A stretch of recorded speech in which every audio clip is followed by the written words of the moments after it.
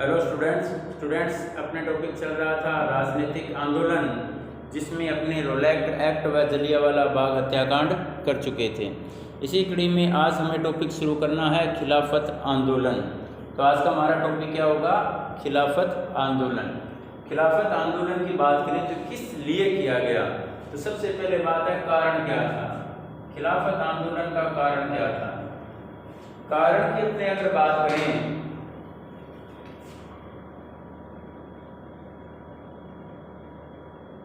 तो खिलाफत आंदोलन का कारण की बात करें तो तुर्की में खलीफा के पद को समाप्त किया जा रहा था। खलीफा के पद को समाप्त किया जा रहा था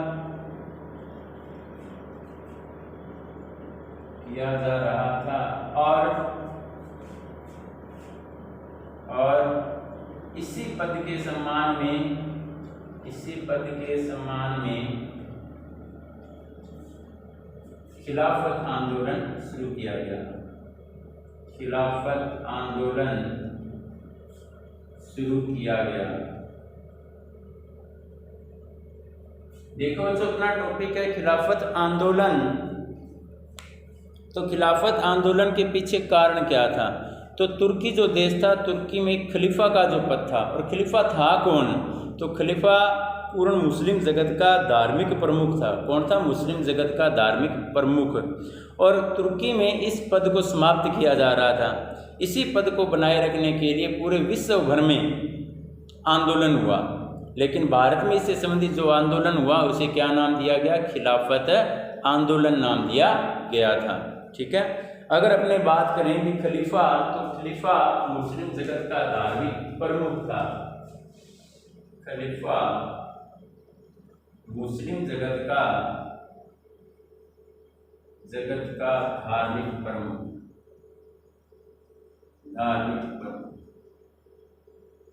अब भारत में इसकी शुरुआत की बात करें तो भारत में देखो जिस प्रकार पूरे विश्व स्तर पर खलीफा के पद को बनाए रखने के लिए आंदोलन हो रहे थे, भारत में भी क्या हुआ? भारतीय मुसलमानों ने इसके खिलाफ आंदोलन किया। लेकिन महात्मा गांधी ने इस आंदोलन में मुस्लिमों का साथ देने के लिए हिंदुओं से आग्रह किया था, और महात्मा गांधी ने इस आंदोलन में हिंदू मुस्लिम एकता के बारे में कहा कि हिंदू और मुस्लिम दोनों एक साथ होकर ये इस आंदोलन में भागीदारी करें। तो महात्मा गांधी द्वारा इस आंदोलन में हिंदू मुस्लिम एकता की बात करी गई। हिंदू मुस्लिम एकता की बात कही गई, और महात्मा गांधी ने इस आंदोलन के अंतर्गत अपने केसरे हिंद की उपाधि को भी लौटा दिया था। और अगर बात करें कि पूरे भारत में कब खिलाफत दिवस मनाया गया, तो 19 अक्टूबर 1919 को पूरे भारत में खिलाफत दिवस के रूप में मनाया गया था। कौन सा दिन था? 19 अक्टूबर का दिन। 19 अक्टूबर 1919 को पूरे भारत में खिलाफत दिवस मनाया गया। खिलाफत दिवस मनाया गया, यानी कि विरोध स्वरूप यह दिवस मनाया गया था। खलीफा के पद को बचाए रखने के लिए यह दिवस मनाया गया था। इसी आंदोलन के अंतर्गत महात्मा गांधी ने केसर-ए-हिंद की उपाधि को लौटा दिया। केसर-ए-हिंद की उपाधि को लौटा दिया।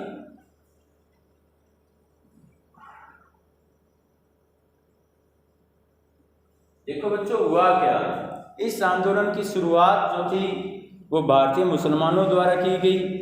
गांधी जी ने हिंदू मुस्लिम एकता की बात कही। इसके अंतर्गत 19 अक्टूबर 1919 को पूरे भारत में खिलाफत दिवस के रूप में मनाया गया। 19 अक्टूबर का जो दिन था उसे, और महात्मा गांधी ने इस आंदोलन में अपने केसरे हिंद की उपाधि को लौटा दिया था। देखो इसके पीछे रीजन क्या था, क्योंकि प्रथम विश्व युद्ध में तुर्की को हार मिली थी, प्रथम विश्व युद्ध में तुर्की पराजित हो चुका था। और अब जो मित्र राष्ट्र थे जिनमें इंग्लैंड भी था, अंग्रेज लोग भी इसमें शामिल थे, वे क्या कर रहे थे, तुर्की से खलीफा का पद हटाना चाहते थे और तुर्की का विभाजन करना चाहते थे।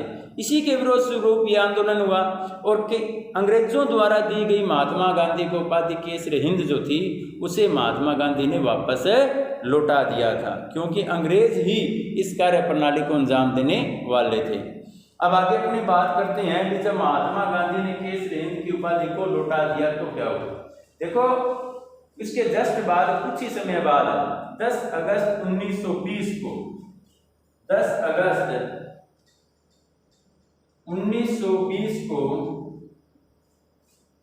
मित्र राष्ट्रों व तुर्की के मध्य